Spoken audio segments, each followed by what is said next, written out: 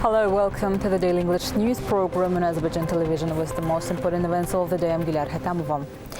On September 20th, President İlham addressed the nation. The head of our state said that as a result of the initiation and successful completion of anti-terrorist measures, Azerbaijan regained its sovereignty on September 19th.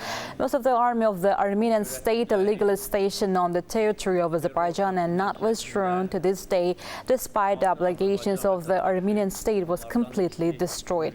Military equipment was annihilated and rendered inoperable. In the morning of 20 September, we were informed that our terms had been accepted. Moreover, representatives of the Armenian community living in Karabakh, who were several months refused to meet with our representatives and ready to meet in our designated place in the city of Yevlax, said President İlham and emphasized that the process of withdrawing illegal Armenian armed forces from their positions has already begun. Karabakh is the territory of Azerbaijan and the whole world acknowledged it, and now the leadership of Armenia does, the head of our state underscored. On September 20th, President İlham received chair of the board of BP, Helgeland. The meeting was attended by BP Executive Vice President for Production and Operations Gordon Birrell and former Chief Executive Officer of the company Lord John Philip Brown, who participated in the signing of the contract of the century on September 20, 1994. During the conversation, the head of state noted the importance of September 20, the day of the signing of the contract of the century, emphasizing that this is a very important page in the history of development of Azerbaijan. President İlham Aliyev hailed the participation of the BP top management as well as Lord John Philip Brown, who participated in signing of the historical contract and was the BP head for many years in this meeting in the Oil Mains Day, which is celebrated as a professional holiday of oil workers in Azerbaijan and the day of the signing of the contract of the century. He also touched upon the history of the long-term, close, fruitful and strategic cooperation between Azerbaijan and the company. The head of state described this as a good example of cooperation between investors and investment recipient, noting that this cooperation is based on mutual trust, confidence and benefit. President İlham Aliyev emphasized the role of the contract of the century signed in 1994 in laying the foundation for the economic development in the country during the difficult and historically challenging period for Azerbaijan. Underlining the special importance of the oil and gas sector in the socio-economic achievements of Azerbaijan, the head of state highlighted regional and global projects implemented and planned with the initiative and participation of Azerbaijan. Former BP CEO Lord John Philip Brown recalled that during the difficult period when the contract of the century was signed, it was thanks to the great leader Heydar Aliyev's leadership that Azerbaijan had overcome the existing risks for investment, and as a result, this important contract was signed. The representatives of the company underscored that the contract of the century was signed thanks to the determined and skillful policy of the national leader in the difficult times of Azerbaijan. They also touched upon the role of this contract in the development of Azerbaijan's energy resource. They noted that the infrastructure created during great leader Heydar Aliyev's leadership period in the country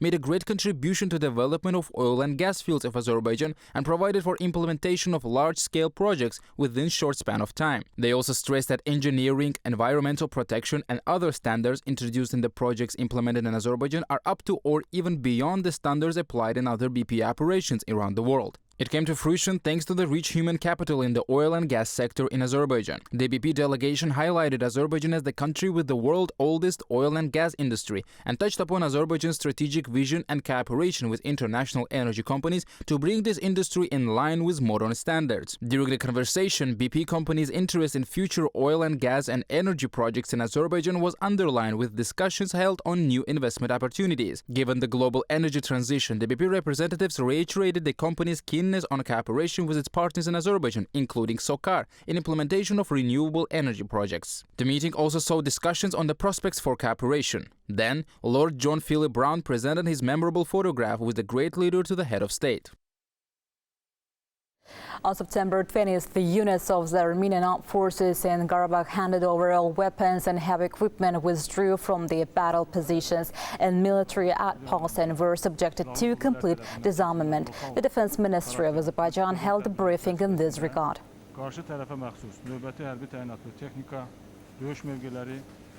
On September 21st, the meeting will be held with representatives of Armenian residents of Qarabağ and Yevlax. The presidential administration of the Republic of Azerbaijan said in a statement. It was noted that proposed by the presidential administration, the meeting with representatives of the Armenian residents living in the Qarabağ region of Azerbaijan to discuss the reintegration issues based on the constitution of the Republic of Azerbaijan and its laws will be held on 21st September in Yevlax. According to the press service of President of Azerbaijan on September 19th, U.S. Secretary of State Antony Blinken made a phone call to President of the Republic of Azerbaijan, Ilham Aliyev. During the phone conversation, the sides exchanged views on the current situation in the Qarabağ region of Azerbaijan. The head of state pointed out that the intelligence sabotage groups of the Armenian armed forces in the Qarabağ region of Azerbaijan had planted mines for the purpose of terrorism, as a result of which civilians and police officers were killed, and the units of the Azerbaijan army were subjected to 5 mortars and small arms of various calibers.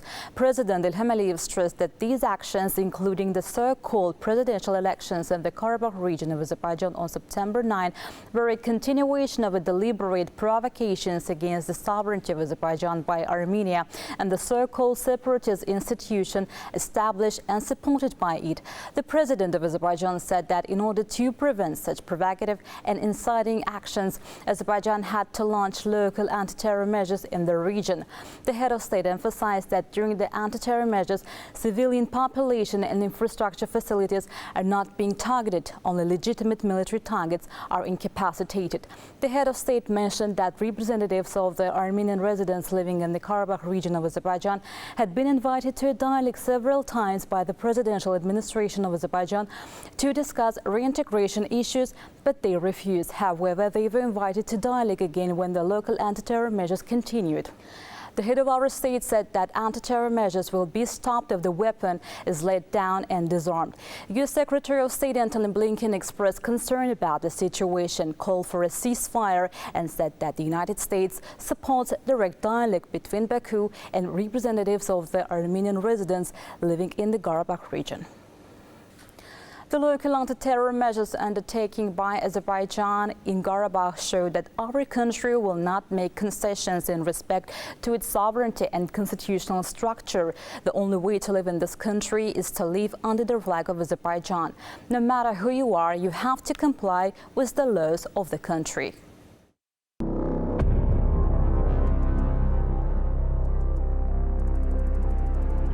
An agreement to halt the local anti-terror measures launched by our army on September 19th in order to provide for the implementation of clauses of the trilateral statement, prevent large-scale provocations of the Armenian armed forces in Qarabağ, disarm and ensure the withdrawal of the illegal Armenian armed formations from our territories, and neutralize their military infrastructure was reached.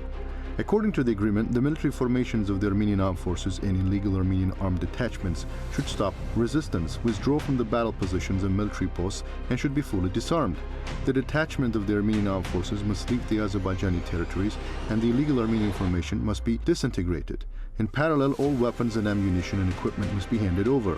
All these processes will be implemented in a coordinated manner with the Russian peacekeeping contingent. In order to come to this agreement, the Armenian residents of Qarabağ made an appeal through the Russian peacekeeping contingent. As a result, the local anti-terror measures implemented in Qarabağ from September 19th to 20th once again showed that Azerbaijan will never make concessions in respect to its territorial integrity and sovereignty.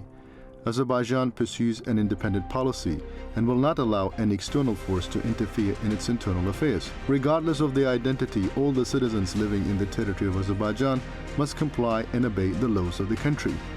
The only way to live under the Azerbaijani flag is through peace and tranquility. The Armenian citizens living in Qarabağ must be integrated into the society.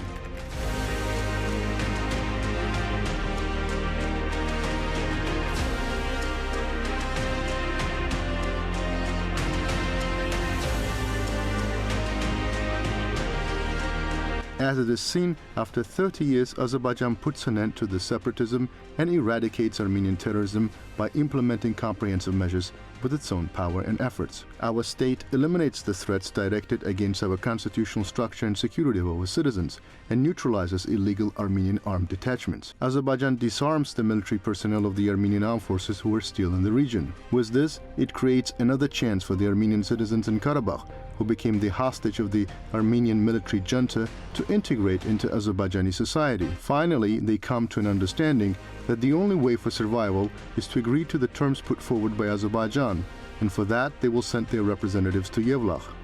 The official Yerevan, whose army has been razed to the ground, whose people live in misery, must understand that the only way to live peacefully in the region, to achieve development, is to reach a sustainable peace with Azerbaijan, to align with the neighboring countries, and to open communications.